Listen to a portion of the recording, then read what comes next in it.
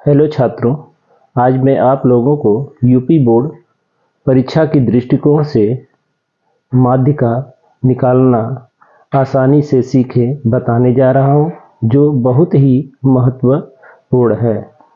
इसके पहले आप लोग हमारे चैनल को सब्सक्राइब करें और लाइक जरूर करें।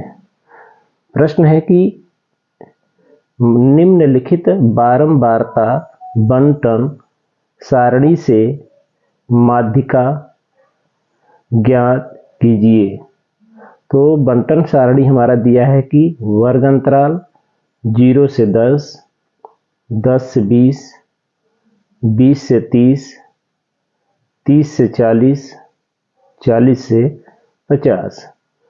तो जो वर्ग अंतराल है 0 से 10 की बारंबारता है 6, 10 और 20 की बारंबारता है 9, 20 और 30 की बारंबारता है 12, 30 और 40 की बारंबारता है 8, 40 और 50 की बारंबारता है 15।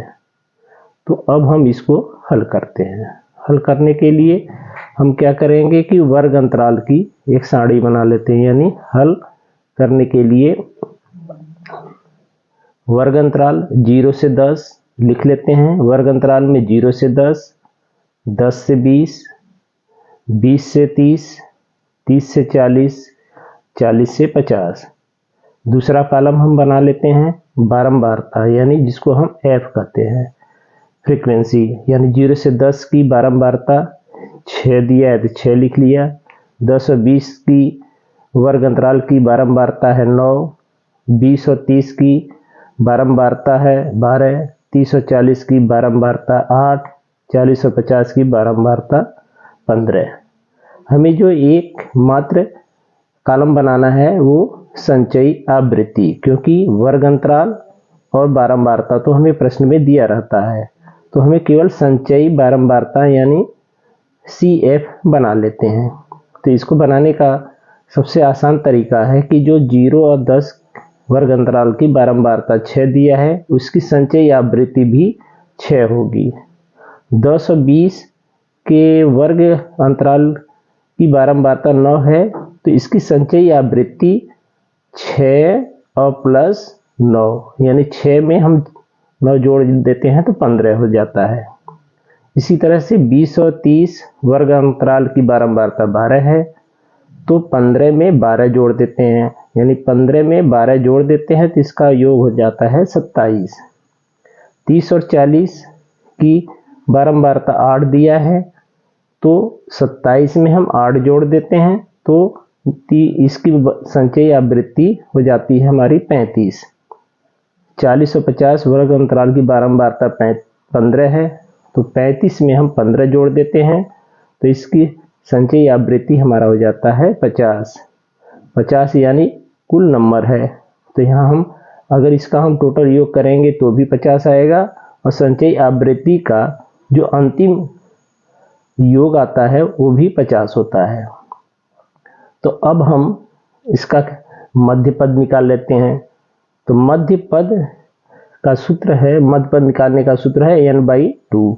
तो जो हमारा n 50 आया है तो 50 में 2 से भाग दे देते हैं तो निकल कर आता है 25। अब हम इस 25 को देखते हैं कि हमारे किस वर्ग अंतराल के अंतर्गत आता है, यानी 25 है तो संचयी आवृत्ति के द्वारा हमें वर्ग अंतराल ज्ञात मालूम होगा।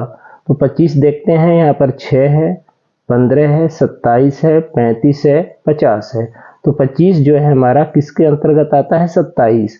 तो 27 के सामने ही हमारा वर्ग अंतराल ज्ञात हो जाता है 20 और 30। तो यहाँ पर ये हमारी माध्यिका वर्ग हो जाती है। तो माध्यिका वर्ग हमारा क्या हो गया, 20 और 30, 20 और 30 हो गया। तो इसमें हम लिख लेते हैं कि L1 20 जो हमारा निम्न सीमा है, L2 30 जो उच्च सीमा है, और इसके 20 और 30 माध्यिका वर्ग की जो बारंबारता है F, वो हमारा F12, और संचयी आवृत्ति के इसके ऊपर वाले भाग में यानी ऊपर वाली संख्या हमारा CF होता है। तो CF हमारा यहाँ पर 15 है तो 15 लिख लिया। अब हम सूत्र लिखते हैं। सूत्र होता है कि माध्यिका ME बराबर L1 plus L2 minus L1 बटे F ब्रैकेट में N/2 माइनस CF, यानी हाँ ये हमारा सूत्र होता है। तो अब मान रख लेते हैं, क्योंकि हम मान पहले लिख लिए हैं कि L1 20 है, L2 30 है, F 12 है, CF 15 है और N/2 हम यहाँ 25 निकाल लिए हैं। तो मान लिखते हैं L1 20 plus L2 30 minus L1 20 बटे F का मान है 12, तो 12 लिख लिया। N/2 हमने निकाला है 25, तो 25 और CF हमारा 15 है, इसको 15 लिख लिया। तो आगे हम हल करते हैं इसको। 20 को 20 लिख लिया, 20 प्लस 30 में से 20 गया 10, 10 बटे 12 गुणे, यहाँ गुणे का निशान दे देंगे, 25 में से 15 गया 10। अब 10 में 10 का हम गुणा कर देते हैं, तो अगला हो जाएगा हमारा 20 प्लस 100 बटे 12। तो हम इसको सरल कर लेते हैं। सरल करने के लिए हम क्या करेंगे, 4 से ऊपर नीचे भाग दे देते हैं। तो 4 दूनी 8, 4 पचे 20 और 4 तियां 12 बराबर 20 प्लस 25 बटा 3। और 25 में 3 का हम भाग दे देते हैं, जिसे हमने यहाँ दिया 25 में 3 का भाग दिया, तो 3 बटे 24, 25 में से 24 गया 1, 10 बढ़ाकर 0 उतारे, 3 त्रिक 9, तो फिर हम 10 में से 3 गया 1, फिर 3 त्रिक 9, 1, यानी ऐसे हमारा आगे संख्या 3 3 आती रहेगी। तो हम यहाँ लिख लेते हैं 20 प्लस 8.33। तो 20 में हम 8.33 जोड़ देते हैं, तो हमारा आता है 28.33। तो हमारी माध्यिका जो निकल कर आती है वो है 28.33, जो है हमारा आंसर है। एक हम दूसरा प्रश्न लेते हैं और समझाते हैं कि किस तरीके से माध्यिका निकालते हैं। तो प्रश्न है, निम्नलिखित सारणी से माध्यिका ज्ञात कीजिए। जो हमारी सारणी दी है कि प्राप्तांक 0 से 10, 10 से 20, 20 से 30, 30 से 40, 40 से 50 और 50 से 60। जो प्राप्तांक है 0 से 10, इसमें विद्यार्थियों की कुल संख्या है 7। 10 और 20 प्राप्तांक में विद्यार्थियों की कुल संख्या है 12। 20 और 30 प्राप्तांक में विद्यार्थियों की कुल संख्या है 18। 30 और 40 प्राप्तांक में विद्यार्थियों की कुल संख्या है 15। 40 और 50 प्राप्तांकों में विद्यार्थियों की कुल संख्या है 10। और 50 और 60 प्राप्तांकों में विद्यार्थियों की कुल संख्या है 3। तो अब हम इसको हल करते हैं। हल करने के लिए हम क्या करेंगे, पहले सारणी बना लेते हैं प्राप्तांक का और ऊपर से नीचे लिख लेते हैं, यानी 0 से 10, 10 से 20, 20 से 30, 30 से 40, 40 से 50, 50 से 60। और यहाँ हमारा विद्यार्थियों की संख्या है, तो विद्यार्थियों की संख्या को F से लिख लेते हैं, यानी 0 से 10 प्राप्तांकों में विद्यार्थियों की संख्या 7। 10 से 20 के बीच में 12, 20 और 30 में के बीच जो प्राप्तांक है विद्यार्थियों की संख्या 18। 30 और 40 के बीच विद्यार्थियों की संख्या 15। 40 से 50 विद्यार्थियों की संख्या 10 और 50 से 60 विद्यार्थियों की संख्या 3। यानी ये हमारा जो प्रश्न में दिया रहता है, इसको हम लिख लेते हैं एक प्राप्तांक का कॉलम और एक विद्यार्थियों का कॉलम। जो हमें बनाना रहता है मात्र माध्यिका में केवल संचयी आवृत्ति बनाना रहता है। तो संचयी आवृत्ति हमने बना लिया।